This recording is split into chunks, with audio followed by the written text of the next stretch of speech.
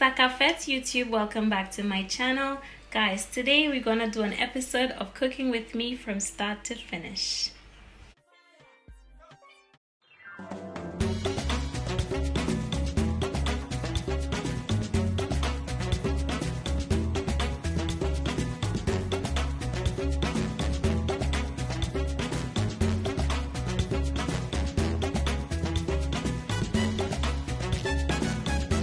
So first things first, we're actually gonna season up our chicken drumsticks. In here I have 1 kilogram of chicken drumsticks that I cleaned with lemon and vinegar, and I actually just put a little slit into the chicken just so that my seasonings can really go through that chicken and season it all the way through. Okay, 1 kilogram of chicken drumsticks as mentioned. And the first thing that I'd like to do is to just put a little drop of olive oil onto my chicken. I love when I season my chicken with olive oil, you guys know that. Then I'm going in with some pink salt. And we're just going to put roughly 1 teaspoon of pink salt on here like so. I'm putting about a teaspoon of black pepper in there like so. Okay. Some garlic powder.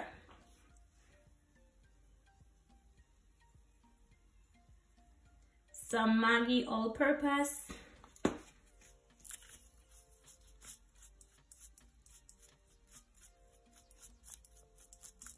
I'm gonna be using my Jamaican jerk seasoning. Guys, this is my favorite one. The guys over at Walkerswood was so kind to send it to me, so I'm very grateful. Now I actually have this hot and spicy one, but if you're not into spice, you can actually use the same Walkerswood one, but this one is like a mild version, so it's not as spicy. Today I'm choosing to use some of that mild one because I don't really want my kids to tell me that they can't eat it. So yeah, okay, as you can see, that nice creamy goodness. I'm using a heaping tablespoon in there. I'm also adding some green seasoning, and for those of you who don't know, green seasoning is a blend of parsley, celery, thyme, all that good seasonings, which saves me from having to chop up spring onions and all of those things. I don't really like seeing lots of seasonings in my food when I'm eating. I don't like seeing onions and garlic. I don't like to see any of that.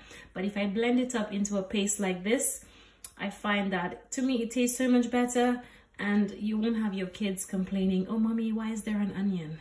Okay, last but not least, we're gonna go in with some browning. Okay, just a little drop. Okay, just a little browning for some color. And now you just want to massage that in, work it in. Yes, okay, you want this to have some nice flavor. Okay, and that green seasoning is just going to give this so much flavor. The jerk seasoning on the other hand, so much flavor.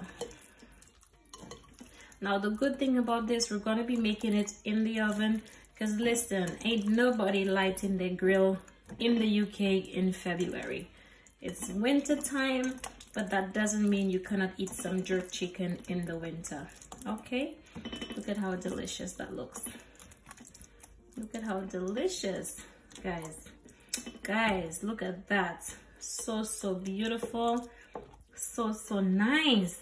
Yes, Walkerswood, man, hands down, you people are the best. So now that our chicken is nicely seasoned, I'm actually just gonna go ahead and wrap it up with some clear up. Okay, and we are just gonna allow it to marinate. Okay, push it in the fridge for half an hour, overnight if you have lots of time. But also guys, just to let you know, this is gonna be oven jerk chicken. Okay, push it into the fridge, half an hour, 1 hour, just let it marinate. Okay, don't bake it straight away.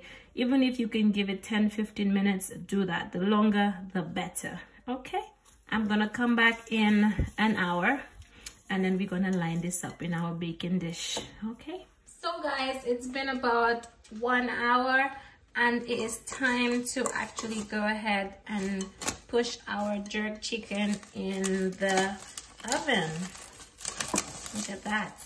Yes, that looks gorgeous. Okay, so this is the baking dish that I will be using, and I'm just gonna be placing my chicken drumsticks in there one at a time. Okay, I'll probably put it like this.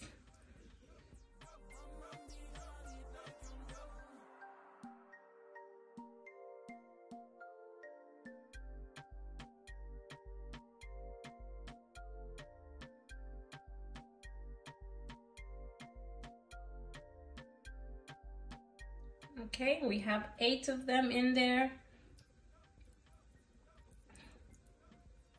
That looks beautiful.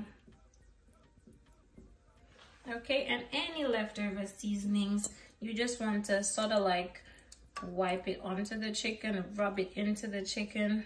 Okay, that way we have some beautiful seasoning going all the way around. Okay, that looks absolutely gorgeous. So I've actually preheated my oven to 250 degrees. I'm gonna be baking this uncovered because I wanted to get that nice roast flavor. Okay, I don't really want to cover this and it makes lots of juices and it's just, no, I don't want it like that. So preheat your oven to 250 degrees and you want to bake it uncovered. Okay, we're going to be baking it for 1 hour and 10 minutes uncovered, and there we go. And as soon as we're actually done, I'm going to come back and show you how it's looking. So just a close-up of how it's looking.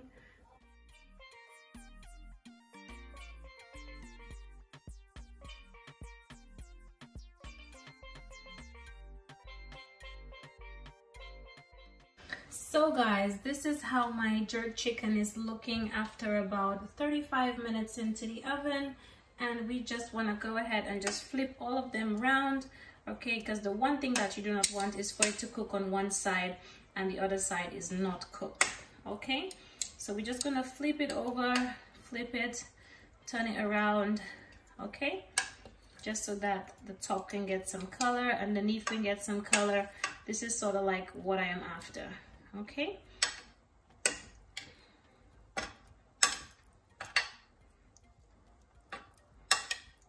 okay, and as you can see, it's got a little bit of juices going on down there, which is absolutely fine.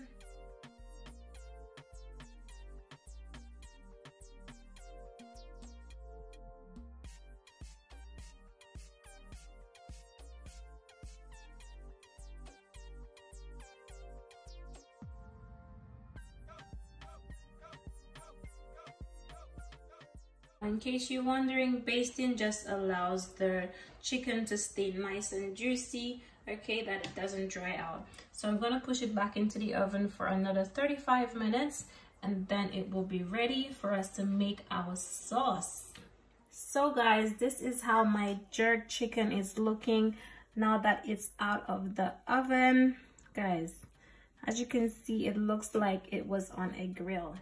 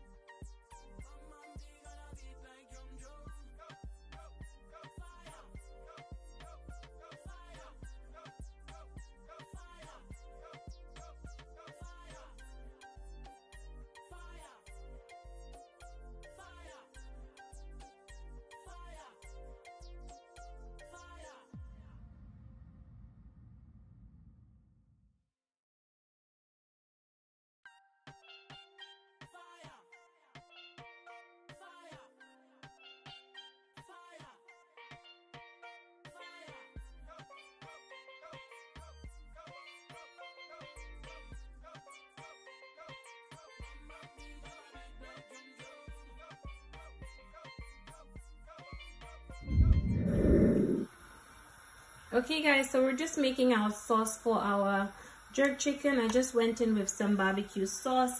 This is about 4 heaping tablespoons. I'm also going in with some tomato ketchup.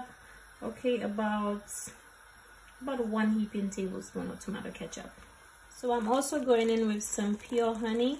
This is from the Caribbean. I'm putting about a heaping tablespoon of honey in there. I'm also adding just a little splash of water, and you just sort of like want to whisk it in, okay, because really and truly you don't want this sauce to be too thick. Okay, so just whisk it in. Now if you like heat, you can actually go in with a little bit more jerk seasoning in there, but hey, I think I've had enough heat for today.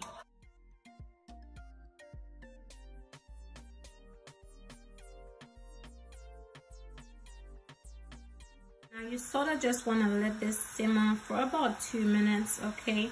Let it simmer so that it just gets, you know, all the flavors just gets incorporated with each other. But really and truly, you don't want this to boil or anything like that, okay? So this is it. The sauce is pretty simple, nothing too much to this sauce, okay? So you can actually go ahead and just turn it off.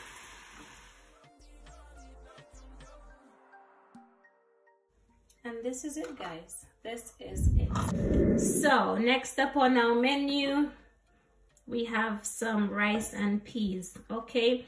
I have about 1.5 cups of red kidney beans that's been soaking in some water. I put some fresh thyme in there, some garlic, and 1 spring onion. I love when my peas soak in my seasonings. That way, you know, as the peas starts to fluff up and absorb some of that liquid, it's just going to get so much flavor from the little bit of seasonings that we have in here. So I've just turned on my heat. I'm gonna allow this to cook for at least an hour to 1.5 hours, okay? And when it's ready, I'm gonna come back to show you what we do next, okay? But for now, don't put any salt, don't put any seasonings except these fresh herbs that I've put in, which is the garlic, thyme, and spring onion.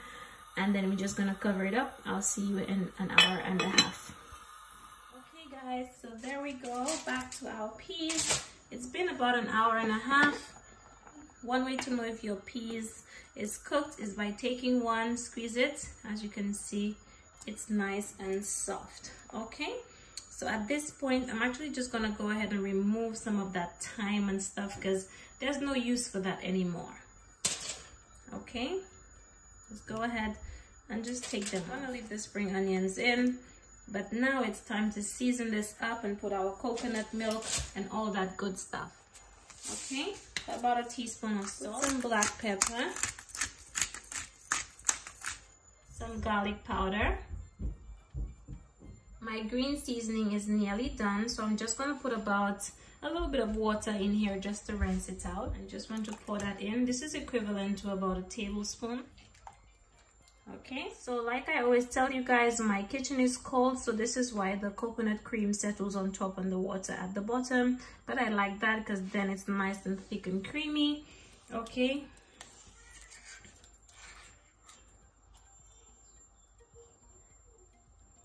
Going in with my coconut cream, okay? And this is about how much I used, okay? So you just want to stir in that coconut, okay?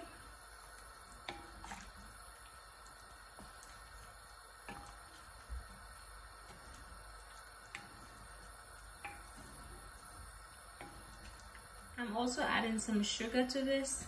Okay, now you want to stir it up, check for salt, okay? And now I'm just gonna cover it up and let it go for about 10 minutes so we can cook the coconut milk. So guys, it's been about 10 minutes and my coconut milk has been nicely cooked in my peas.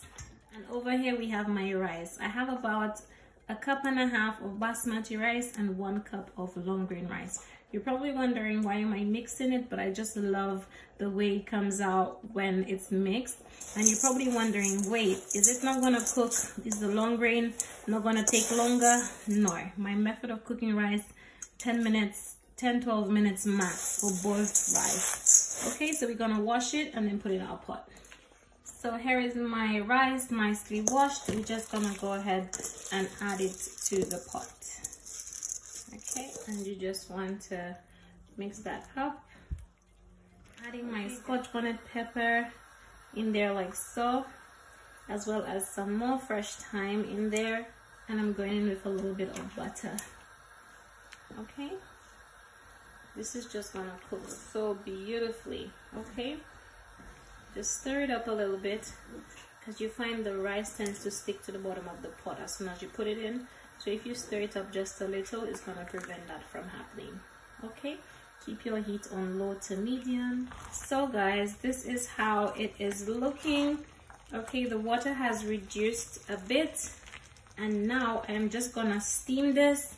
So the rice has been going in the pot for about 6 minutes so far. So what I'm gonna do now is to actually put the lid on and allow this to steam on the lowest heat for another 5-10 minutes on the lowest heat. Okay, so guys, our rice is all done. See guys, I told you. Oh my goodness, look at that. Yes, look at that. See, I told you it would work. It would work.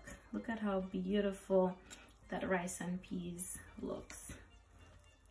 Look at that, guys. Whew. Yes, yes, yes, yes, yes. Scotch bonnet pepper over there, still intact. Yes, my darling. So on to our coleslaw. I've made my coleslaw before, but because this is obviously a cook with me from start to finish, we're making it again. So in here I have 2 medium carrots. I already peeled it, and I also have about 1/4 of a cabbage. Make sure to wash your carrots and your cabbage before you start making your coleslaw, to get rid of any dirt, any impurities, anything like that. Okay, so we're gonna set that to one side on our board.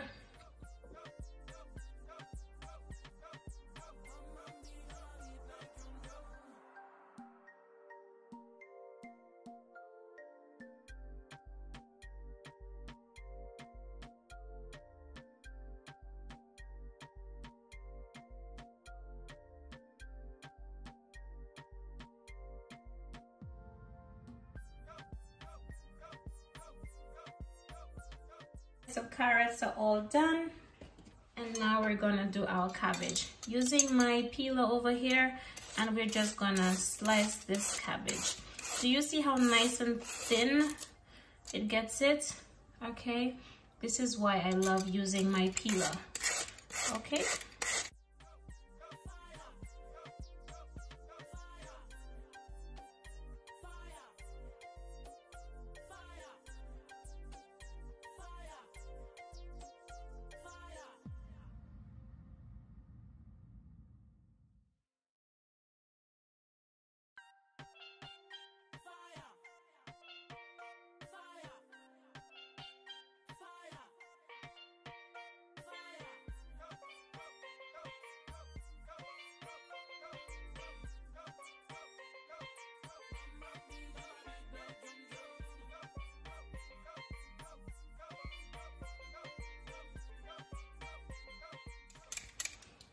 so guys, I think I have enough cabbage.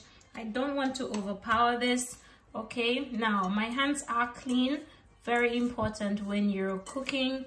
Very, very, very important. Okay, giving a little bit of a toss with my hand. So if you look closely, you'll notice that there is a greater carrot to cabbage ratio, but not by too much. Possibly it's about 60-40, and I like that. Okay, so looking good. So now we're gonna go in with a little bit of vinegar. Just a little splash of vinegar on there. Some black pepper, of course. I'd say about 1/2 teaspoon of black pepper. Some sugar. Okay, this is about 1 teaspoon. And your mayonnaise. Okay, I just opened from the top, so much easier.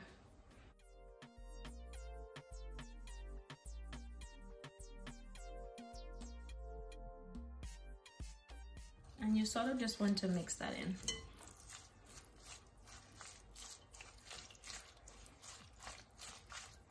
Okay, I like my coleslaw to be nice and creamy. Okay, but I also like to start by adding some mayo and building it as I go along. Okay, although I like it to be creamy, I like to be able to build on my mayonnaise. Okay, so it's all combined, but I still think it could do with a little bit more because I want it to be a bit creamier than this. Okay, now This is how I make mine. If you guys make yours any different, feel free to leave the rest in the comments. I'll be very glad to check. Okay, gonna put a little bit more mayo in there. Good. And we just want to mix that in. For me, this is how I like it. And also because the jerk chicken is gonna be a little bit spicy, I find coleslaw really helps to balance that out. Okay, so yeah.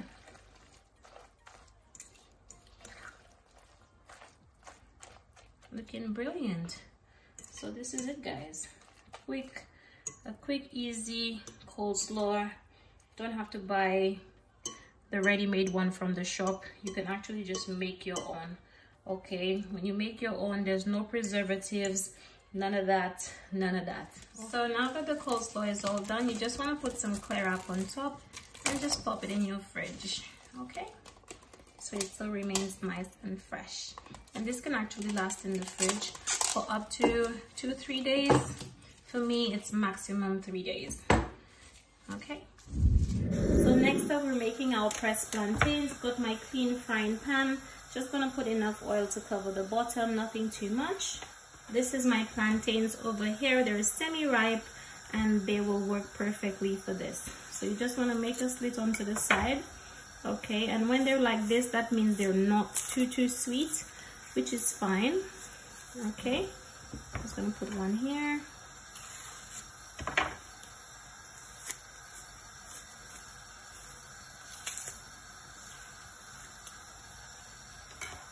So what I'm gonna do is to just cut this plantain into 3. Take off the ends. Okay, and you just want to slice it in half. Okay, and just put it into the pot as soon as you slice it in half.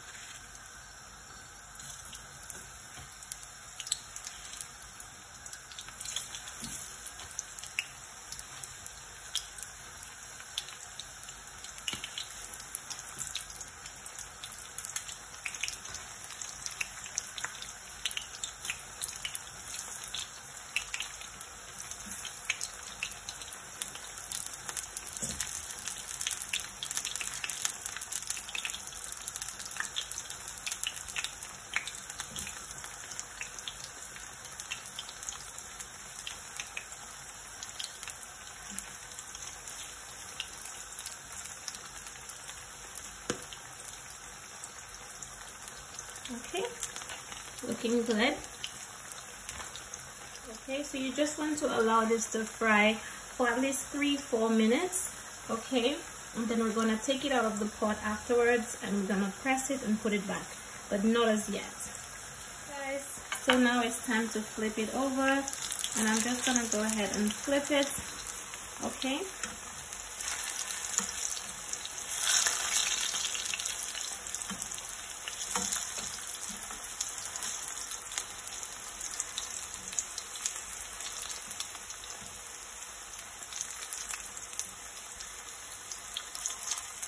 we got some nice color going on here.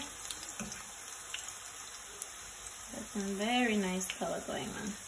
So you just want to allow it to fry on that side for a further 2 minutes maybe. Then we're gonna take it out. Okay, guys, so it's time to be removed. Okay, so what you want to do is to just take them off and just place it on your clean chopping board like so. Okay,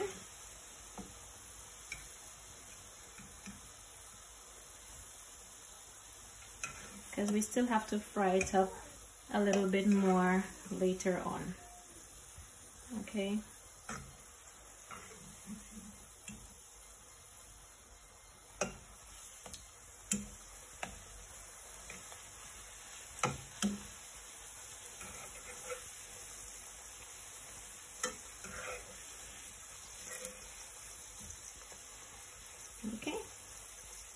brilliant. So to press it, you will need some baking paper, and you just want to put one of the plantains in here like, oops.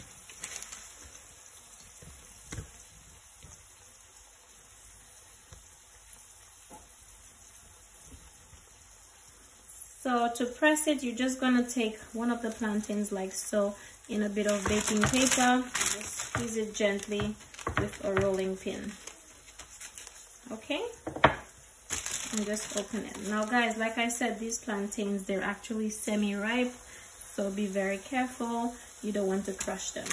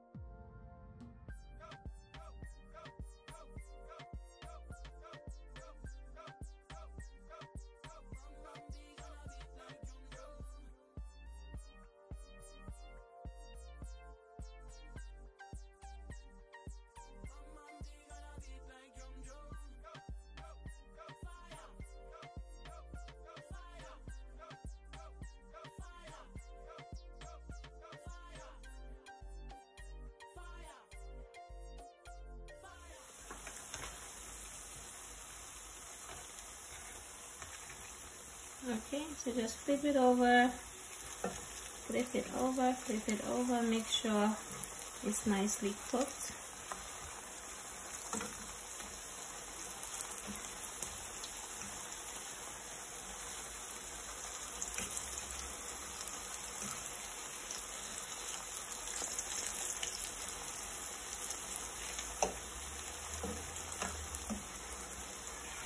That was beautiful. Okay, so it will take about 2-3 minutes to cook after you have pressed it. Okay, and that's just, you know, another beautiful way of doing your plantains. You know, you don't have to be boring every single time by slicing it up. You can always just, you know, go a little fancy from time to time. So yeah, that one is already cooked. That one is also cooked. Okay, I'm sure this one is cooked as well. Yes, it is. So we're just gonna take them out. All what's cooked, we're just gonna take them out.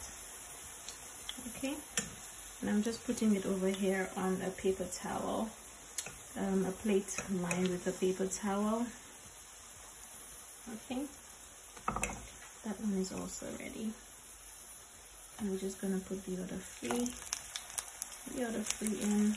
Give it about 3-4 minutes, and it will be ready. Flip that one over. Okay guys, so look at how it's looking so far. They look so pretty. Looks really, really nice. So guys, this concludes today's cook with me from start to finish. This is my jerk chicken over here, my oven jerk chicken, looking so beautiful. Over here I've got my delicious rice and peas. I've got my gorgeous coleslaw going over here, nice and creamy. We have an avocado over here.